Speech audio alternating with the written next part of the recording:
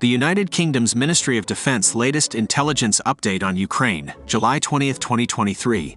On July 17, 2023, Russia failed to renew its participation in the Black Sea Grain Initiative, effectively nullifying the security agreement that had ensured safe passage for vessels exporting grain from Ukraine despite the ongoing war. Russia likely made the decision to withdraw some time ago, calculating the deal no longer served its strategic interests. Moscow has since tried obscuring its true motives with disinformation, falsely claiming the pullout is due to concerns over Ukrainian mines endangering civilian ships and Ukraine's alleged military exploitation of the grain corridor, providing no evidence to support these claims. On July 19, Russia's defense ministry declared it would now treat all vessels approaching Ukraine as potential arms carriers. The Russian Black Sea Fleet will likely adopt a more active role, disrupting any continued trade. However, the fleet's blockade operations remain vulnerable to Ukrainian unmanned surface vessels and coastal defense cruise missiles. The Institute for the Study of War Russian Offensive Campaign Assessment. The latest Russian missile and drone strikes against southern Ukraine show Moscow's determination to undermine Ukraine's vital port infrastructure and disrupt grain exports, despite withdrawing from the Black Sea Grain Initiative.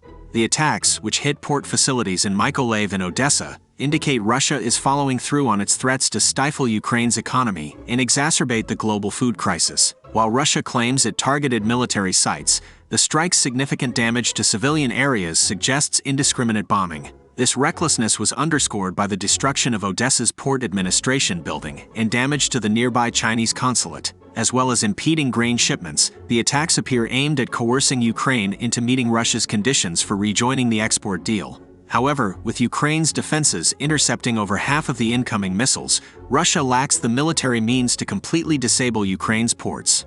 While disruptive in the short term, the strikes are unlikely to break Ukraine's resilience or economic backbone in the long run. The Institute for the Study of War key takeaways today. Russia's threat to attack civilian vessels headed for Ukraine shows its utter disregard for international norms and laws of war. This dangerous escalation could severely disrupt vital grain exports and starve vulnerable populations. Moscow's strikes on Ukraine's ports and threats to shipping reveal a cynical strategy to use food as a weapon. By leaving the grain deal, Russia hopes to extract concessions from the West, despite worsening global shortages. The Kremlin wrongly believes it can coercion Ukraine and its partners by holding grain exports hostage. However, its reckless actions will only deepen its isolation and speed efforts to find alternative export routes for Ukrainian grain. Rather than make concessions, Russia's brutality will likely galvanize Ukraine's allies to increase military aid and fast-track Ukraine's naval capabilities to protect its coastline and shipping lanes. Russia's exit from the deal demonstrates weakness, not strength. Ukraine's counteroffensive gains momentum with advances reported across multiple fronts, as its forces leverage recent seizures of Russian-occupied territory. Reaffirming unwavering support, the US and EU commit to further security aid for Ukraine's long-term defense needs, countering doubts about their staying power. In an ominous sign, Wagner mercenaries are imparting urban warfare and other advanced tactics to Belarusian forces, potentially readying them for combat in Ukraine. The Wagner Group expands its footprint in Belarus with plans for a new base near the Ukrainian border, boosting Russia's military presence in the country. Ukraine likely aims to pressure Russian defensive lines before winter slows operations, helped by fresh Western arms and intelligence, but Russian buildup in Belarus raises risks of a northern offensive. The Wagner Group has sustained devastating losses in Ukraine, with an estimated 80% casualty rate and over a quarter of its fighters killed, a testament to Russia's callousness in using expendable mercenaries. Russian forces continue grinding attacks across several fronts to gain incremental ground, focused on the Kupiansk-Svatov-Kreminna line, Bakhmut, and Avdiivka. Ukraine keeps up localized counteroffensives in the east and south, leveraging recent breakthroughs.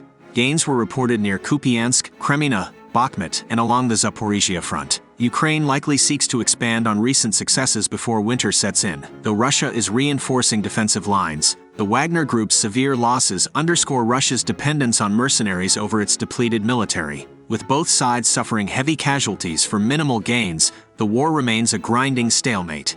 But Ukraine's morale and Western support could give it the edge in making incremental progress. Russia's counterattacks along the Donetsk-Zaporizhia front have failed to retake lost ground, as Ukraine consolidates its gains in the area. The Kremlin gets desperate to fill its depleted ranks, approving harsher punishments for draft dodging and increased pressure on officials to enable force generation.